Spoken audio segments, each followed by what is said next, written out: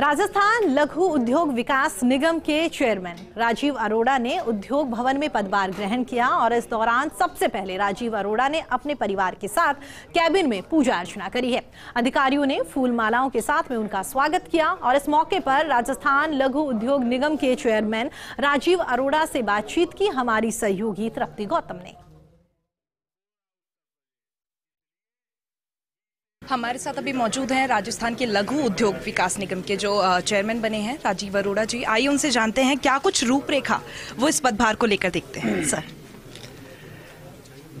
सबसे पहले तो मैं धन्यवाद देना चाहता हूं कांग्रेस के हमारे नेतृत्व को और माननीय मुख्यमंत्री महोदय को, उद्योग मंत्री जी शकुंतला रावत जी को, गोविंद सिंह डोटासरा जी को कि मुझे एक ये अहम जिम्मेदारी दी है जो मेरे दिल के बहुत नज़दीक है। और लघु उद्योग जो है वो राजस्थान के गांव-गांव में, शहर में, गलियों में बैठा हुआ जो कारीगर उत्पादन करता है हैंडीक्राफ्ट का, जेम्स एंड ज्वेलरी का, टेक्सटाइल का, रजाइयों का, चमड़ा उद्योग का, पीतल का, वो उन सब कारीगरों को संबल देने के लिए, उनको स्थान उपलब्ध कराने के लिए ये लघु उद्योग निगम बना था। आने वाले समय के अंदर हम कोशिश करेंगे कि उनका कौशल विकास हो, स्किल डेवलपमेंट हो उन लोगों का। एक उद्योग विभाग की बड़ी योजना है निर्यातक बनो, वो योजना के संग वो लोग जुड़ें। आने वाले समय के अंदर राजस्थान से निर्यात बढ़े तो राजस्थान में प्रोडक्ट बनती है जो मेक इन राजस्थान है वो डायरेक्ट यहाँ से निर्यात हो और जो उसकी फॉरेन करेंसी है इस देश को मिले, उससे देश की अर्थव्यवस्था मजबूत होती है। आपको मालूम है कि मुख्यमंत्री जी का एक विजन है, उनकी एक सोच है, एक राजस्थान को इस देश के बढ़ते हुए औद्योगिक राज्य के रूप में लेके आना। उसके अंदर लघु उद्योग निगम की बड़ी भूमिका है और मैं सोचता हूं कि आने वाले समय के अंदर राजस्थान जो निवेश आ रहा है उससे निश्चित रूप से वातावरण बनेगा। सबसे बड़ी आवश्यकता ये है कि आज पूरे देश के अंदर जगह जगह आंदोलन हो रहे हैं बेरोजगारी के कारण। युवक जो है वो रोजगार चाहता है, युवती रोजगार चाहती है।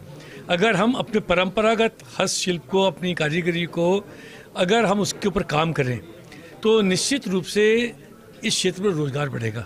तो ये मेरी प्राथमिकता रहेगी और लंबे समय से इस कॉरपोरेशन के अंदर कोई चेयरमैन रहा नहीं है, तो निश्चित रूप से मुख्यमंत्री जी और उद्योग मंत्री जी की सलाह से इस कॉरपोरेशन को नई ऊंचाई पर पहुंचाएंगे।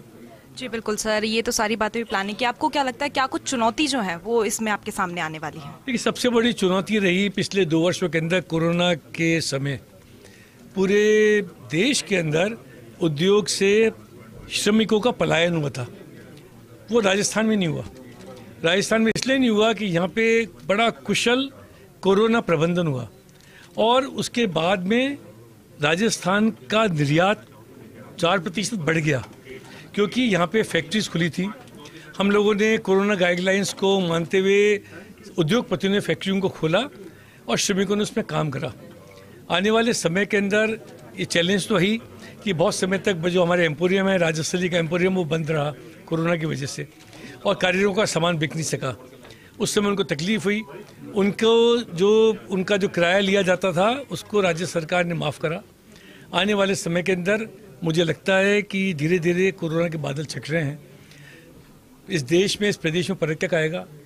जयपुर, उदयपुर, जोधपुर, जैसलमेर, रणथंभौर ये बड़ी प्रिय जगह है पर्यटकों के लिए। कारीगरों को मार्केट मिलेगा और वापस प्रदेश में खुशहाली आएगी। लघु उद्योग निगम की जो भूमिका है हम उसको निश्चित रूप से निभाने की कोशिश करेंगे और राजस्थान में जो मेक इन इंडिया की तरह मेक इन राजस्थान जो प्रोडक्ट है वो उच्च क्वालिटी की बने, उसके लिए कोशिश करेंगे। जी सर, तो ये हमारे साथ थे लघु उद्योग निगम के जो अभी चेयरमैन बने हैं राजीव अरोड़ा जी। इन्होंने कहा कोरोना के बाद जो चीज़ें बदली हैं उनको लेकर वो नई तैयारियां करेंगे, नई तरीके से जो ये विकास है इसका करेंगे। मैं तृप्ति गौतम, कैमरा पर्सन घनश्याम के साथ में, फर्स्ट इंडिया न्यूज़, जयपुर।